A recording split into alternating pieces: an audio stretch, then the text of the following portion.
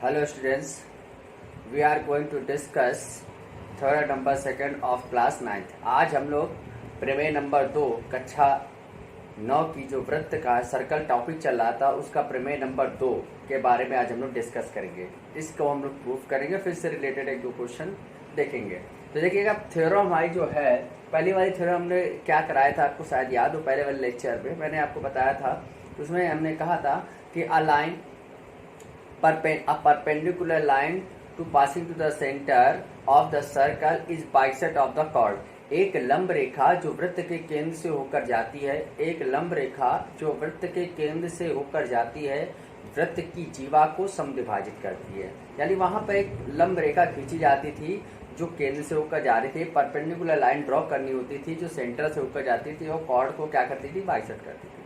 यहाँ थ्योरम क्या कहती है कि a line passing to the centre of circle, वृत्त के केंद्र से एक रेखा गुजरती है या जाती है, ड्रॉ करते हैं, जैसे भी लिखना चाहे। A line passing to the centre of circle, वृत्त के केंद्र से एक रेखा जाती है and bisect to the chord, जो जीवा को समद्विभाजित करती है। एक वृत्त के केंद्र से रेखा होकर जा रही है जो जीवा को, जो कॉर्ड को क्या करती है, बाइसेक्ट करती है। Then line is a perpendicular to chord. तो हमको बताना है कि ये जो लाइन है जो वृत्त के केंद्र से होकर जा रही है और जीवा को समद्विभाजित करती है, लाइन कॉर्ड को बाइसेक्ट करती है। यानी कॉर्ड पर क्या होती है, परपेंडिकुलर होती है, यानी लंब होती है। हमको सिद्ध करना है कि जो लाइन है वो कॉर्ड पर परपेंडिकुलर है, यानी रेखा जीवा पर लंब है। फिर से समझिएगा कि कह रहा line passing to the centre of circle, एक वृत्त के केंद्र से रेखा खींची जाती है and bisect to the chord of circle, जो वृत्त के जीवा को समद्विभाजित करती है। देन तब रेखा line is a perpendicular chord, तब रेखा का जीवा पर लंब होती है। ऐसा हमको सिद्ध करके लाना। तो देखिए जो हमको गिवन है सबसे पहले वो लिखेंगे, तो लिख दिया यहाँ पर गिवन दैट। सबसे पहले हमको एक सर्कल की बात कर रहा है, तो एक सर्कल आप बना लीजिएगा।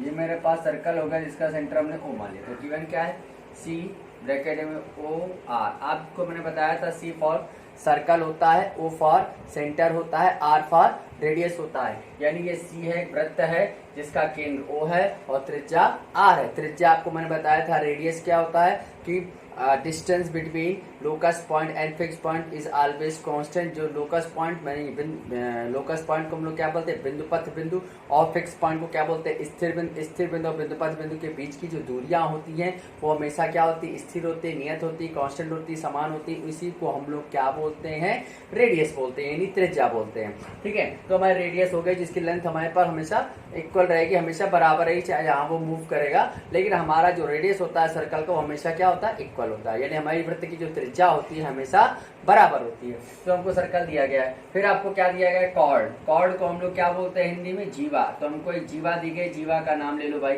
जीवा हमने ले लिया ए बी।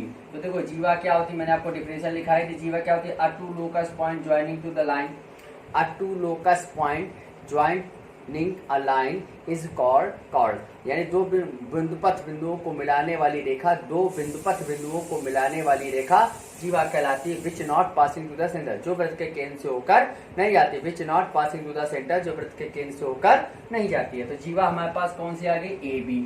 अब आपसे क्या कह रहा है, पढ़ो। कह रहा है अ लाइन, कह रहा है a line passing to centre of circle, centre of circle से लाइन पास करनी and bisect to the chord, जो कॉर्ड को क्या करती है, बाइसेक्ट। तो देखिए मैंने पास करा दिया, ये हमने कर दिया बाइसेक्ट। यानी हमको क्या गिवन हो गया, अगर कॉर्ड ए बी है तो हमको गिवन हो गया एंड ए एम बराबर एम बी। भाई बाइसेक्ट कर रही ना, बाइसेक्ट को हम लोग हिंदी में क्या बोलते हैं, समद्विभाजित। सम माने समान, द्वि माने दो, भाग माने भागों में, यानी दो भागों में बांटना ही समद्विभाजित कहलाता है, बाइसेक्ट करना कहलाता है। तो ए एम बराबर क्या हो गया, एम बी, दो भागों में बांट दिया गया। ए एम बराबर हमारे पास एम बी हो गया। अब हमसे क्या कह रहा है, then line is a perpendicular to chord. यानी हमको अब सिद्ध करना है कि ये जो लाइन है, लाइन कौन सी, ओ एम। यहाँ लिख दीजिएगा प्रूव दैट हमें सिद्ध करना है भाई। गिवन दैट मतलब दिया गया है, प्रूव दैट सिद्ध करना है। क्या सिद्ध करना है हमको, O M perpendicular A B. हमें सिद्ध करना है, ये परपेंडिकुलर जो साइन होता है इसको हम लोग बोलते हैं परपेंडिकुलर का साइन। और इसी को हिंदी में हम लोग क्या बोलते हैं, लंब। मतलब इसका मतलब है कि OM AP पर लंब है। अगर OM AP पर लंब होगा तो इसको प्रूफ करने के लिए हमें क्या प्रूफ करना, हमें ये प्रूफ करना होगा कि एंगल AMO बराबर 90 आ जाए या एंगल BMO बराबर 90 आ जाए। हम जानते हैं अगर ये एंगल, ये वाला एंगल हमारा अगर 90 आता है या ये वाला एंगल हमारा 90 आता है तो हम कह सकते हैं कि ये लाइन इस रेखा पर क्या है, यानी एक लाइन है OM और दूसरी लाइन क्या है AB, इस पर क्या है, लंब है, परपेंडिकुलर। ठीक है, तो हमको यहाँ पर 90 एंगल जाकर प्रूफ कर दे तो हम ये प्रूफ कर देंगे। ठीक है, तो अब आ जाओ कंस्ट्रक्शन में आ जाओ। कंस्ट्रक्शन को मैंने बताया था हिंदी में क्या बोलते हैं, कंस्ट्रक्शन का मतलब क्या होता है भैया, रचना करना। देखिए दिया गया है, सिद्ध करना है, और रचना, रचना का मतलब हो गया कंस्ट्रक्शन। ठीक है, रचना करना। तो यहाँ रचना क्या करेंगे, ज्वाइन करना है हमको O से A और O से B। तो लीजिए ज्वाइनिंग, ज्वाइनिंग मतलब होता है मिलाना। किसको मिलाया, OA मिलाया एंड OB मिलाया। ज्वाइनिंग OA एंड OB, मैंने O को A से मिलाया और O को B से मिला। देखिए O को हम A से मिलाते हैं तो ये भी रेडियस है, O को B से मिलाते हैं ये भी रेडियस है। आपने बताया तो सर्कल की सभी रेडियस आपस में क्या होती है, इक्वल। वृत्त की सभी त्रिज्याएं आपस में बराबर होती हैं। तो इसका मतलब हमको क्या पता चल गया, हमें यहाँ पता चल गया कि OA बराबर क्या है, OB। क्यों बराबर है, क्योंकि ये रेडियस है। रेडियस को हिंदी में क्या बोलते हैं, त्रिज्या। क्या बोला जाता है, त्रिज्या। यानी हमारी जो त्रिज्या है वो आपस में क्या है, इक्वल है। तो हमारी ये इक्वल हो गया भाई। ठीक है, आगे आ जाओ। अब आ जाओ प्रूफ में। तो प्रूफ में देखो हमको दो ट्रायंगल दिख रहे हैं। ठीक है, तो हमने आपको बताया था कॉन्ग्रुएंट और सिमिलरिटी में आपको अंतर, यानी सिमिलरिटी और कॉन्ग्रुएंट में क्या अंतर होता है वो बताया था। सिमिलरिटी को हिंदी में बोलते हैं समरूप और कॉन्ग्रुएंट को हम लोग बोलते हैं हिंदी में सर्वांग-सम। समरूप का मतलब होता है इफ टू ज्योमेट्रिकल फिगर, यानी सिमिलरिटी का मतलब क्या होता है, इफ टू ज्योमेट्रिकल फिगर से are same but size are different is called similarity. यानी दो ज्यामितीय आकृतियां जिनका रूप समान हो लेकिन आकृति क्या हो, बड़ी हो, छोटी हो, यानी अलग अलग हो, आकृतियां अलग अलग हो, उसको हम लोग बोलते हैं सिमिलरिटी। इसके बाद आता है कॉन्ग्रुएंट। कॉन्ग्रुएंट का मतलब होता है if two geometrical figure shape and size are same. ऐसी जो ज्यामितीय आकृतियां जिनका आकार और रूप दोनों ही क्या हो, समान हो, उसे हम लोग बोलते हैं सर्वांग-सम। तो सर्वांग-सम होने की कंडीशन क्या होती थी, if two geometrical figure are congruent if and only if the three parts are the figures are equal.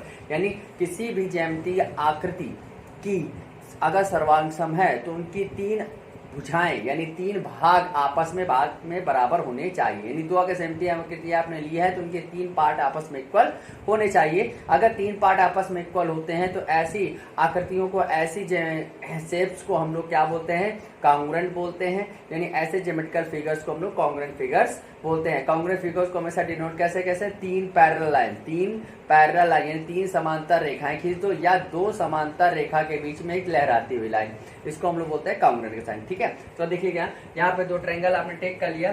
Triangle क्या लिया, AOM, और दूसरा हमने क्या ले रखा है, ट्रायंगल BOM ले रखा है। तो देखिए इन दोनों ट्रायंगल हमको दो चीज इक्वल करनी है। तो पहले देखो OA बराबर OB है, आपको पता है OA बराबर OB है। क्यों बराबर है, क्योंकि ये रेडियस है और आपको कंस्ट्रक्शन में पता भी है, ये हमारी त्रिज्या इसलिए बराबर है। फिर देखिए आपका OM साइड दोनों में पाया जा रहा है। OM देखो OA OB के बराबर है क्योंकि ये रेडियस है, और OM जो साइड है, OM जो ट्रायंगल की साइड है, इस वाले ट्रायंगल में भी, इस वाले भुजा में भी है और इस वाले त्रिभुज में भी है। दोनों त्रिभुजों में OM पाया जाता है। तो OM हमारी कॉमन हो गई। यहाँ लिख दिया कॉमन साइड, जिसे हम हिंदी में क्या बोलते हैं, उभयनिष्ठ भुजा। फिर देखिएगा आपने कहा था कॉर्ड को बाइसेक्ट करती है, यानी AM बराबर आपको MB, ये हमको पहले से ही गिवन है।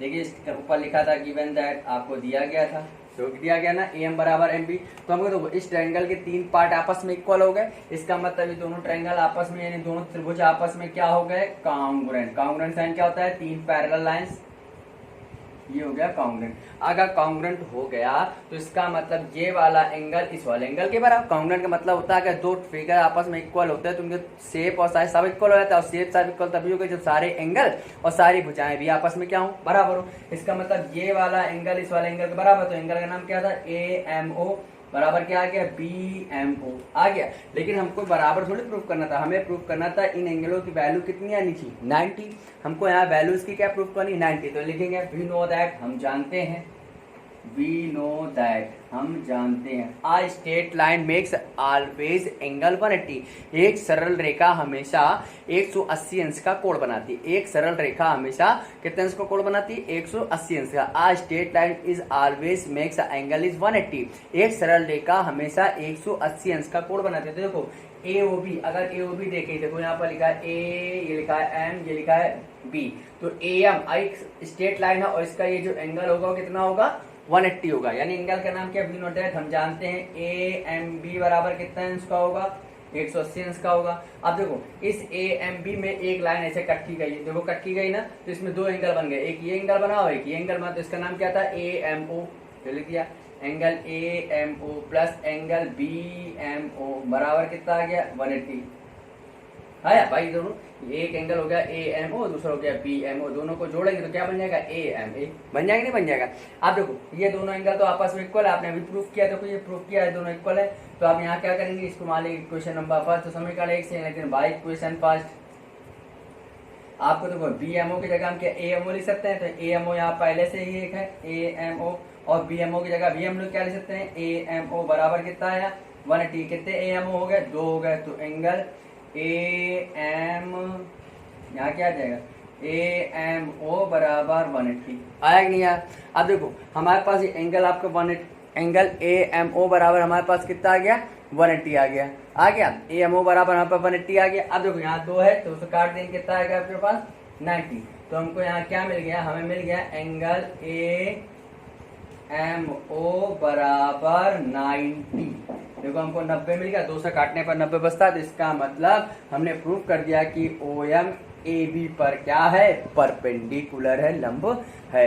ये हमने इसको सिद्ध कर दिया। बात समझ में आई? ये मेरा देखो प्रूफ हो गया आ गया कि ए एम ओ बराबर 180 हो गया। तो मुझे पता चल गया कि ए एम ओ अगर 180 है तो इसका मतलब ए एम ओ की जो वैल्यू है वो इसके 90 अंश है।